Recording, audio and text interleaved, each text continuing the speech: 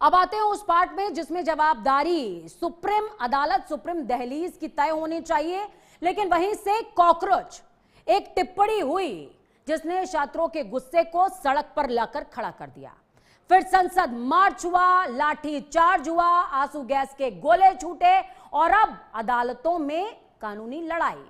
छात्रों के समर्थन में एक वकील सुप्रीम कोर्ट पहुंचता है। उन्होंने पुलिसिया कार्रवाई पर सवाल उठाए, नीट पेपर लीक का मुद्दा उठाया, एनटीए को भंग करने की मांग की, लेकिन चीफ जस्टिस की अध्यक्षता वाली बेंच, गौर से सुनिएगा, चीफ जस्टिस की अध्यक्षता वाली बेंच ने सुनवाई से इनकार करते हुए कहा, आप हमारा और अपना समय बर्बाद कर रहे हैं।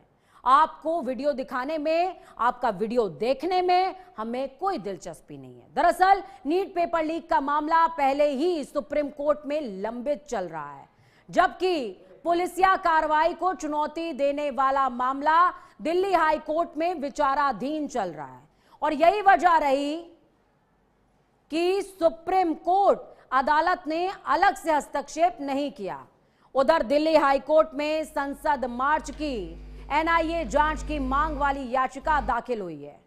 पूरी तरफ सुप्रीम कोर्ट बार एसोसिएशन और एडवोकेट्स ऑन रिकॉर्ड एसोसिएशन ने पुलिस के कथित बल प्रयोग पर स्वतंत्र जांच और जवाबदेही की मांग की है।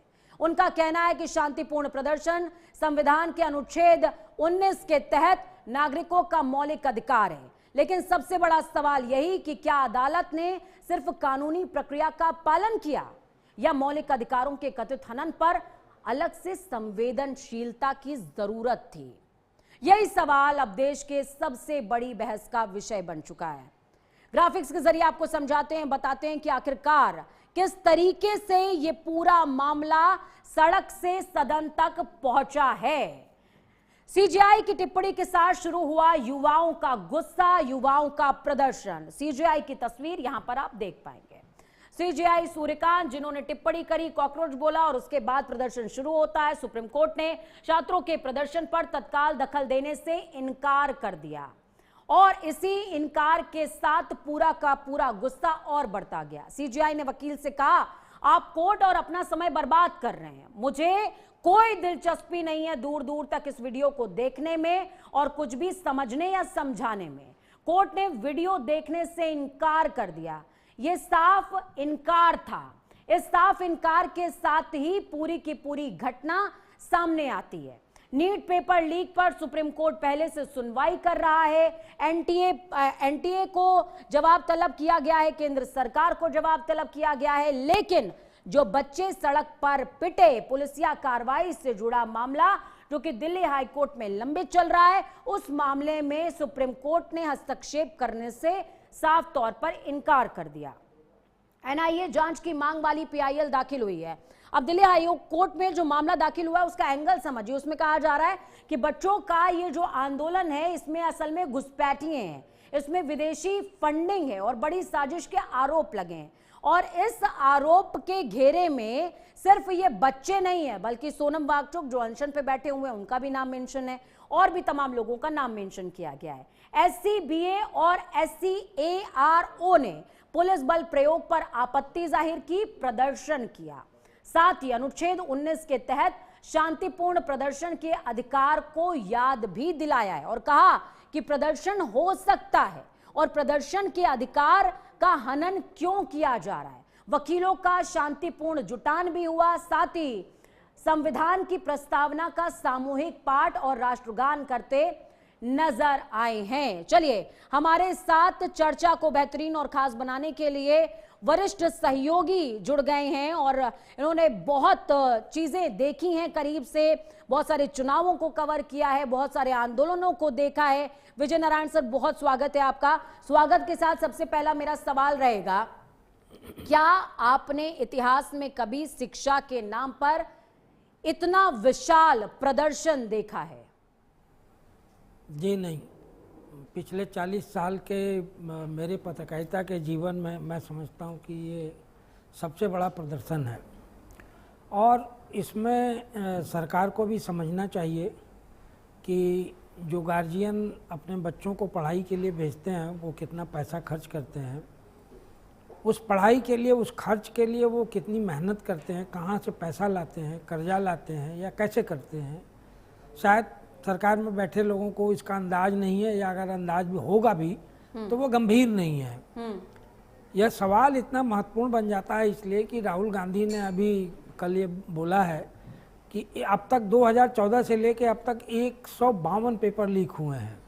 मैं ये नहीं कह रहा हूँ, या उन्होंने ये नहीं कहा कि सिर्फ सेंट्रल गवर्नमेंट की सेवाओं में ही ये हुआ है या परीक्षाओं में हुआ है, ये सब मिला के 152। जिस देश में पिछले 10 साल 12 साल के अंदर यदि मान लीजिए 152 परीक्षाओं के पेपर लीक होते हैं, तो सरकार के में बैठे लोगों को, जिम्मेदार लोगों को यह बताना चाहिए कि छात्र क्या करें और उनके गार्जियन क्या करें। जब वो सवाल उठा रहे हैं तो उनको विदेशी बताया जा रहा है विदेशी फंडिंग पर उनको अराजक बताया जा रहा है, कोई लंपट बता रहा है। उनकी बात समझने को कोई क्यों नहीं तैयार है? क्या इसकी वजह ये है कि शायद कोई रहनुमाई बेहतर नहीं कर रहा है इस आंदोलन की, या उस तरीके से चैनलाइज्ड नहीं है ये आंदोलन जिस तरीके से होना चाहिए? हमें कुछ थोड़ा बहुत नेपाल की याद दिलाता है कि किस तरीके से जंजीज जो है वो बेलगाम हो गए थे। देखिए, ये अगर देखा जाए तो वास्तव में राजनीति शास्त्र की भाषा में देखा जाए तो ये स्वयं स्फूर्त आंदोलन है। ये कोई संगठित या ऑर्गेनाइज्ड आंदोलन नहीं है कि कोई एक संगठन इसके पीछे काम कर रहा था जो ब्लॉक से लेके, गांव से लेके और जिला से लेके, स्टेट से लेके सेंटर तक काम कर रहा हो। ये एक स्वयं स्फूर्त आंदोलन है। तो निश्चित तौर पर स्वयं स्फूर्त आंदोलन का कि मतलब स्पॉन्टेनियस ये जो चीज़ें निकल कर आई हैं, तो कहीं ना कहीं इन युवाओं के दिल में गहरा आघात लगा है कि उनकी परीक्षाएं जो इस तरह से रद्द हो रही हैं, तो निश्चित तौर से उनके भविष्य के लिए चिंता की बात है। सरकार का धर्मेंद्र प्रधान को लेकर के जो स्टैंड है उसको आप कैसे देखते हैं सर? क्योंकि अन्ना हजारे का भी लेटर आया, उसमें उन्होंने कहा कि इस्तीफा दे देना या कम से कम सामने आकर के बात करने में कोई हर्ज नहीं है। सरकार को अपनी जवाबदेही सुनिश्चित करनी चाहिए। बिल्कुल, सरकार को ये स्वीकार करना चाहिए कि ये उसकी विफलता, और मैं समझता हूँ कि यदि ये सरकार ये कहती है कि नहीं ये हमारी विफलता है, या धर्मेंद्र प्रधान जी कहते हैं कि हमारा फेलियर है, तो उससे उनका अपमान नहीं होगा। लोकतंत्र में ये बहुत ही वाजिब और जायज़ तरीका होता है जनता को समझाने का। यदि आप अपनी गलती स्वीकार करते हैं तो जनता माफ़ करने के लिए भी तैयार बैठी रहती है, वो आपकी ईमानदारी पर फिर शक नहीं करती है।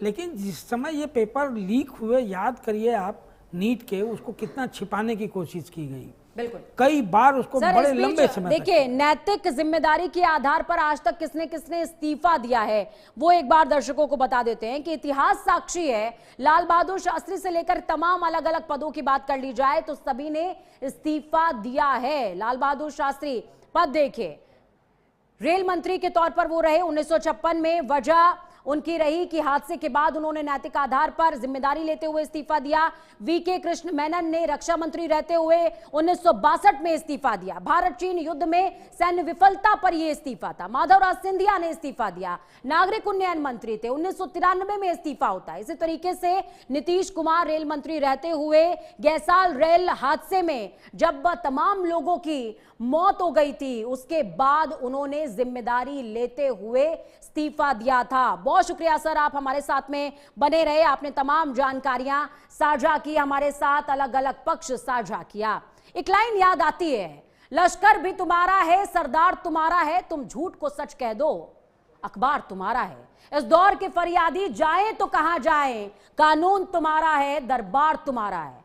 सूरज की तपन तुमसे बर्दाश्त नहीं होती, एक मोम के पुतले सा किरदार तुम्हारा है। वक्त छोड़ से ब्रेक का।